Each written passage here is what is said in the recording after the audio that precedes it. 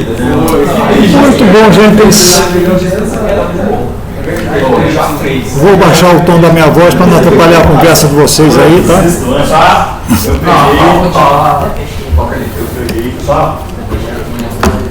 Gente, respondendo algumas perguntas que me foram feitas mais cedo, deixa eu lembrar que tem coisas, às vezes, meio estranhas. Uma das coisas meio estranhas que eu acho é que, de repente, nós somos obrigados a dar aula presencial. Eu tenho que vir aqui no laboratório. Concorde ou não com isso, eu concorde ou não com isso, é uma obrigação que eu tenho que fazer, é uma coisa que eu faço. Porém, se você não pode vir, se você não quer vir, se você não vem, eu tenho que disponibilizar o material da aula para você poder estudar em casa. Também não vejo nada demais nisso. Sim, que vai prejudicar a mim ou qualquer colega meu, ou mesmo vocês. A coisa só complica mesmo é quando no final do calendário letivo, de repente eu sou chamado, porque se você faltou, eu tenho que dar uma oportunidade para você. Então o que eu faço? Eu tento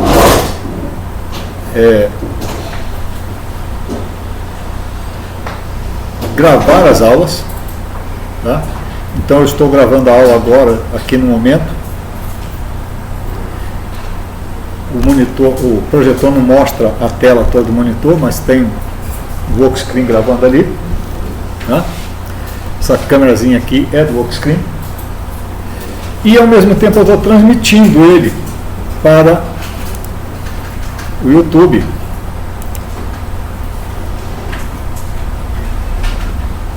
Aí já começou a dizer aqui que não está conseguindo mandar.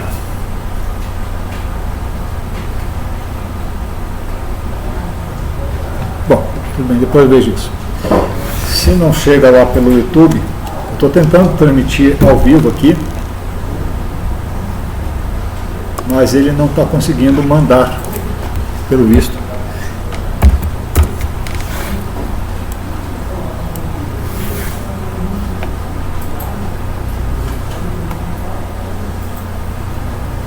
E no final das contas, vocês não me levem a mal, não é menosprezo a vocês,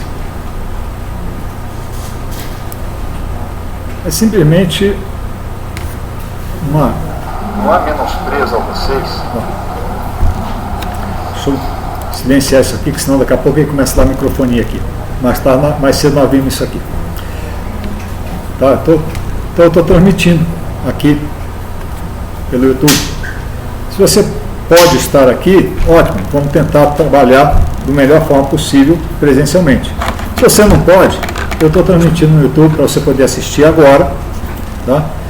Infelizmente eu não sei usar o chat para poder receber, e também não sei se eu daria conta de dar a aula e atender ao chat ao mesmo tempo. Pelo que eu tenho visto em alguns canais que eu assisto, algumas lives, isso não é uma coisa simples de fazer, os caras juntam 3, 4 para poder conseguir fazer isso, tá? Eu não vou conseguir fazer isso sozinho. Mas o fato é que eu estou transmitindo. Se você não está aqui, de repente você pode ver isso em casa, agora, ou você pode, depois que terminar a aula, normalmente eu tento colocar isso já direto na lista, mas se eu não conseguir colocar na lista aqui, eu coloco ele depois, no final do dia eu coloco ele pelo site lá, pela minha página. Você vai lá, entra em algoritmo, na data de hoje vai estar um link para assistir o vídeo no YouTube. Ok? O que eu estou querendo dizer? voltando ao ponto de que não é menosprezo a vocês, é apenas os vários caminhos, vários meios que a gente tem de trabalho, tá? O que eu tenho adotado é esse. Eu tento transmitir e gravar. Algumas vezes falha tudo, algumas vezes eu consigo só gravar, outras vezes consigo só transmitir, e às vezes eu consigo transmitir e gravar. Por exemplo, a aula diante do intervalo eu consegui transmitir e gravar ao mesmo tempo, tá? Aqui a gente já viu que, eu já vi aqui que ele reclamou alguma coisa, mas parece que ele está transmitindo, tá?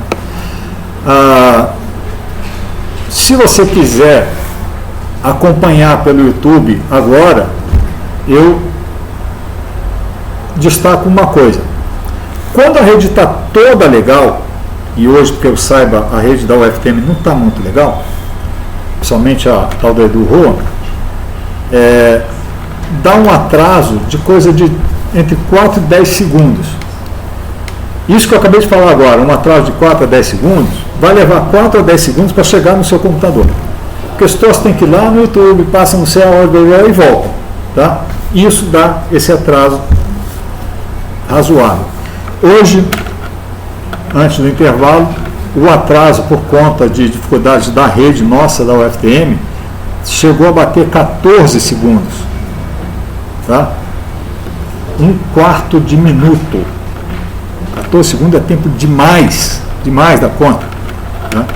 Então, eu não sei se é conveniente acompanhar pelo YouTube agora. Está na sala? Aproveita a sala. Eu acho que é mais vantagem. Ok? Bom, se você está aqui, se você está em casa, se você está no consultório médico e não vai poder ver agora, vê mais tarde, não tem problema. Tá?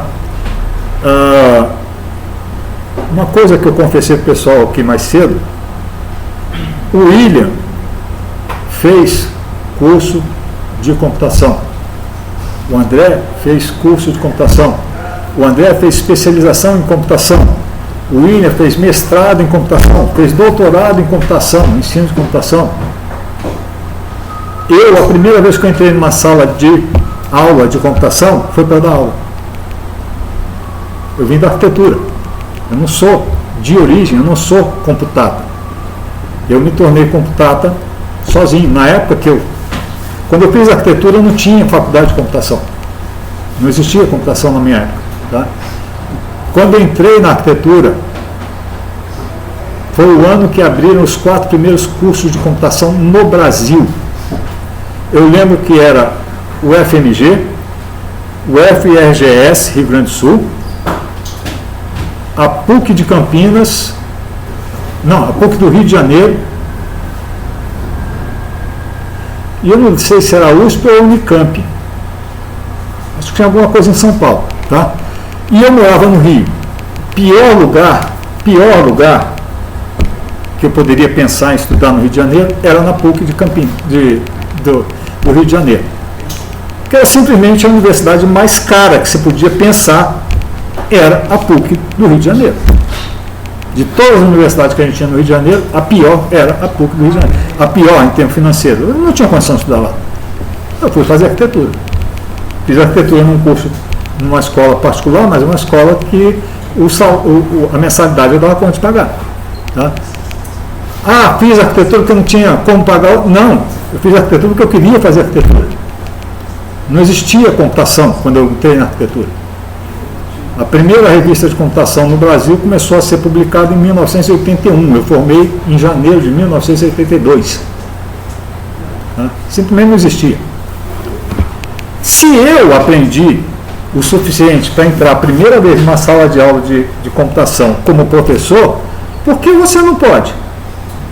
Não estou te desafiando, falando assim, eu não vou te ensinar porque você pode. Não, eu estou falando por que é que você não pode? Qualquer um, eu não sou melhor do que ninguém. Vocês não são pior do que eu, de jeito nenhum. Então, por que eu vou ficar dando ataque, chilique, usando as palavras da minha mãe, porque você não assistiu minha aula, porque você não aprendeu comigo? Cara, não me interessa com quem você aprendeu, me interessa se você sabe. A minha função é ensinar que eu der conta, do jeito que eu der conta, e pegar, atestar. Você sabe ou você não sabe. E, sinceramente, se você não sabe, eu não vou dizer que você sabe. Se você sabe, eu não vou dizer que você não sabe. Tá? Não acho que é um demérito para nós docentes aprovar você se você sabe alguma coisa só porque você não aprendeu isso na minha sala de aula, porque você não aprendeu porque eu te ensinei. Não existe isso. Tá? Tem professores muito bons, eu sou só um professor esforçado. Eu conheço professores excelentes. Um dos melhores professores que eu conheci não era da minha área, infelizmente faleceu há coisa de 2 anos atrás. Tá? Minha ex-esposa, minha cunhada, nossa, mas elas adoravam ele, com toda a razão. O cara era um senhor professor. Tá? Eu não sou. Sou um professor esforçado. Eu vou brigar por causa disso? Não. Então está aqui. O material eu coloco, tento transmitir na hora, tento passar da melhor forma possível dentro da sala de aula e ainda deixo disponível para você poder estudar se você não puder estar aqui ou não puder acompanhar pelo YouTube, se eu conseguir colocar direito lá, tá? Ou se você quiser depois reforçar o aprendizado, vendo lá, tirar dúvida do que foi que eu falei, não falei, tá? Então o material está aqui.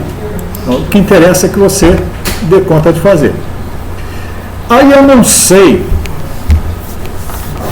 para terminar esse corte, eu não sei o que é que o monitor está conseguindo fazer ou deixar de fazer, porque, francamente, tem um menino Franciscão aqui, que é irmão do Franciscão monitor, tá? Mas, infelizmente, assim, não estou conseguindo falar com ele, não estou conseguindo receber resposta dele, e eu não sei o que está fazendo. Tá? Eu sei que me perguntaram semana retrasada, antes de eu ir para as férias, exatamente o que é que a gente quer, ou o que é que eu quero. Tá? Bom, eu já falei que esse programa aqui, nessa versão que está aqui na tela agora, tá? Que ele tem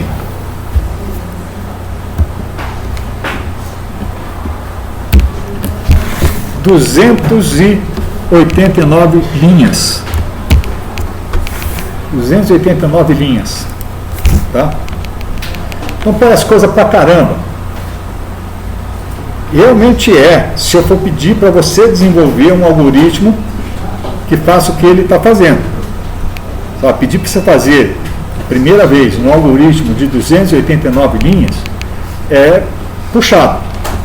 Mas eu não estou pedindo para você fazer, estou pedindo para você digitar.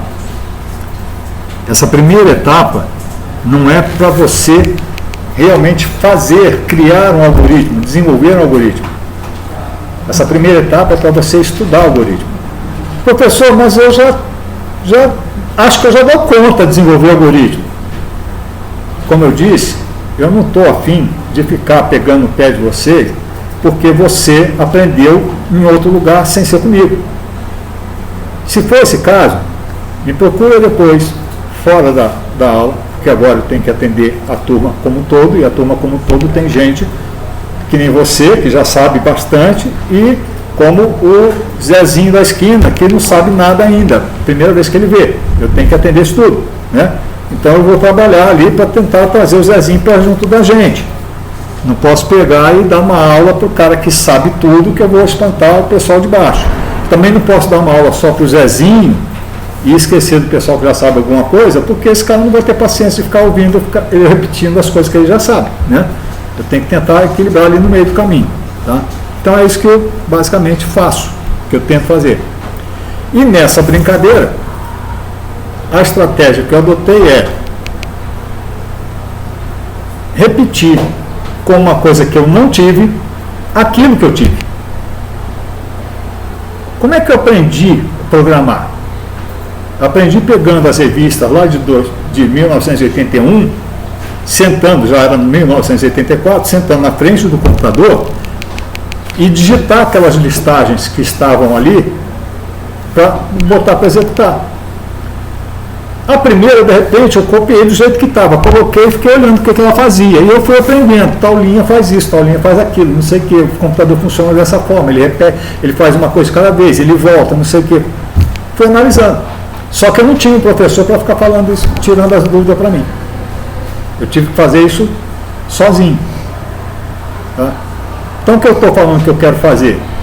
Eu dei para vocês uma listagem de 289 linhas, que é para a gente analisar lá junto. Só que para analisar, eu preciso digitar ela. Por isso que eu dei ela para vocês, como um PDF, para você digitar ela, para você, de uma forma ou de outra, no automatismo como funciona o nosso cérebro, você ir incorporando aquelas ideias. As palavras, pelo menos. Então tem coisa que de repente você digitou e você não consegue entender bem o que ela faz. Ainda não. Mas aí entra a segunda parte. Vamos pegar essa listagem que você digitou e vamos analisar ela. Vamos estudar o que cada linha dessa faz. E aí eu começo a entender o que ela está fazendo. A partir de entender como é que funciona essa encrenca, aí eu posso começar a pensar em desenvolver meus algoritmos. Os meus próprios algoritmos. Tá? Aí, como eu disse, a listagem final desse programa, na versão que eu terminei no semestre passado, tem 500 e poucas linhas. Quer dizer, tem basicamente mais de 200 linhas. Essa aqui tem 289, quase 300 linhas. O outro tem 511, 510 linhas, então eu tenho que botar mais de 200 linhas basicamente aqui. Tá? Essas 200 linhas, gente, tem isso aqui, ó. Linhas em branco.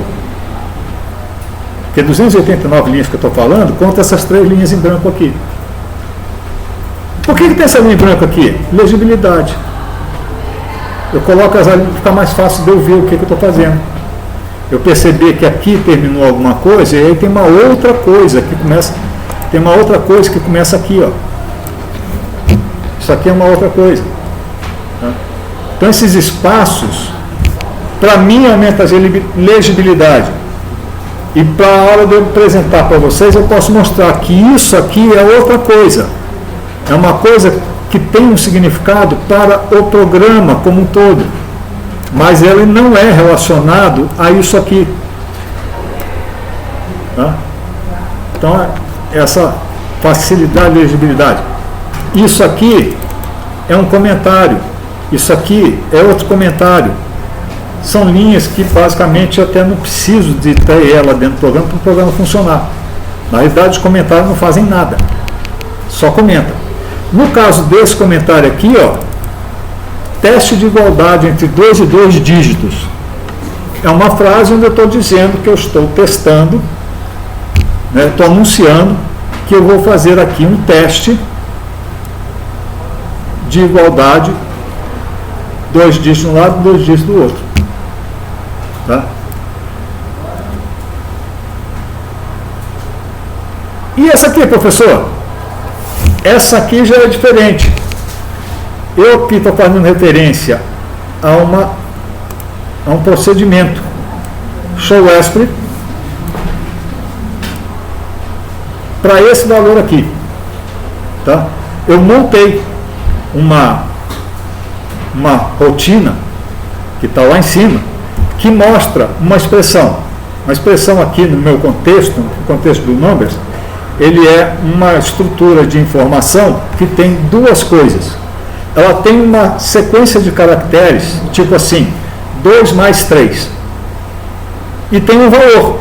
Qual é o valor de 2 mais 3? É 5. Tá? Então eu tenho um texto, que é o texto da expressão. E essa expressão, se eu deixar de ver ela como um texto e ver ela como uma expressão matemática, ela é o valor 2 mais o valor 3. A soma de 2 mais 3 dá 5, o valor que está guardado lá. Tá? Então eu criei uma função que faz, um procedimento que faz isso. Então nesse caso aqui, o comentário é para eu não ter que jogar fora a chamada que mostra a expressão. Se eu quiser analisar o programa, se eu quiser verificar se está tudo certo, não, o programa está fazendo uma coisa errada aqui. O que eu faço? Eu venho cá, tiro esse comentário daqui, tiro daqui, E aí ele se tornou um comando. Ele vai executar isso quando mandar compilar e executar. Entende? Só para isso que serve. Já aqui, ó, é outra frase daquela assim: iniciar a interação de algoritmo. Quer dizer, eu estou dizendo o que é que eu vou fazer nesse pedaço. Então, a partir daqui, o que eu estou fazendo? A interação do meu algoritmo. Meu algoritmo tem uma interação lá que ela vai fazer os cálculos dela, vai fazer o trabalho. Então, está aqui. Tá? Pois bem, então, eu espero ter conseguido dar uma resposta e uma ideia do porquê o método. Vou falar, antes de fechar esse corte, vou falar de mais uma coisinha aqui. Os professores, duas professores, viram para mim assim: por que você não faz isso? Por que você não faz aquilo? Por que você não trabalha assim? Por que você não trabalha assado? Por que você não faz, não inclui isso, inclui aquilo? Gente, já tem. Estudo de algoritmo tem as variáveis comuns, tem as variáveis do usuário, tem estrutura de dados, tem laços de controle, repetição, tem condição, teste de condição, tem rotinas que são procedimentos ou que são funções, tem um monte de coisa, inclusive uma tal de recursividade, que é quando uma rotina ou função recorre a si mesma para poder fazer o que ela tem que fazer, seja dar uma resposta, seja simplesmente executar alguma coisa. Tá? Qual é o exemplo mais tradicional de recursividade? A corrida da lebre e da tartaruga. A lebre, muito metida besta, dá para a tartaruga 500 passos de vantagem. Enquanto a tartaruga dá 10 passos, a lebre dá 20. Então, tem 500 passos de vantagem. Mas aí, a tartaruga dá 10 passos, a lebre dá 20. Aí, quantos passos falta para a lebre alcançar a tartaruga? Não é 480. É os 500 passos original, menos os 20 que a lebre deu, mais os 10 que a tartaruga conseguiu dar. Né? Aí, quer dizer, não caiu 20, caiu 10. Aí, vamos outra rodada. Né? Mais um ciclo, mais 20 passos da tartaruga, 20 passos da lebre, 10 da tartaruga. Né? Aí, de novo. Quando você, em vez de falar em passo, você falar em milímetros, né, por exemplo, segundos, sei lá, o que acontece é que a tartaruga anda devagar, a lebre anda mais rápido, a lebre vai se aproximar da tartaruga. Mas quando é que a tartaruga é ultrapassada? Quando é que a lebre ultrapassa a tartaruga? Se você falar nos passos é fácil. Se você falar em frações infinitesimais de medida, né, você fala assim: a lebre anda 10 metros e a tartaruga anda 5 metros por segundo. Né? Quanto tempo a lebre vai ultrapassar a tartaruga? Simplesmente a resposta é: nunca vai ultrapassar. Porque sempre que a lebre anda a taxa dela de tantos metros por segundo, a tartaruga anda a taxa dela de tantos metros por segundo. Simplesmente vai diminuindo a distância até uma hora que ela fica infinitesimal. Mas infinitesimal ainda é distância. E aí não passa. Tá? Aí o que você faz normalmente numa solução recursiva é definir um ponto de parada. Tá? Então são os dois conceitos básicos da recursividade. Ela correr a si mesma, e para não ficar num loop infinito que nunca se resolve, você tem um ponto de parada. Tá? Então nós vamos ver que tem isso aqui também. Tá? Ou seja, simplesmente o numbers, não fazendo nada, porque o que ele faz é nada, é um jogo de números, tá? De lógica, uma bobagemzinha, ele tem todos os componentes que eu preciso estudar em algoritmo. Tá? Dentro da carga horária que a gente tem, isso é bastante satisfatório, francamente falando. A questão é, nós vamos usar 3 métodos ao longo desse semestre. O primeiro método é você digitar quase que às cegas, para se acostumar com a linguagem, com a edição, com a sintaxe para você poder testar, tá? Porque isso que você está digitando aqui é testável, eu posso executar ele funciona. Segunda é analisar o que foi digitado para a gente entender os mecanismos que estão embutidos aqui dentro. E terceiro é aí sim eu passar a desenvolver alguma coisa, complementar, ampliar o funcionamento do algoritmo com mais recursos novos, tá? A partir daqui. Ok?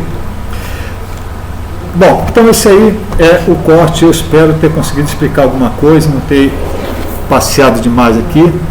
Eu vou parar a gravação local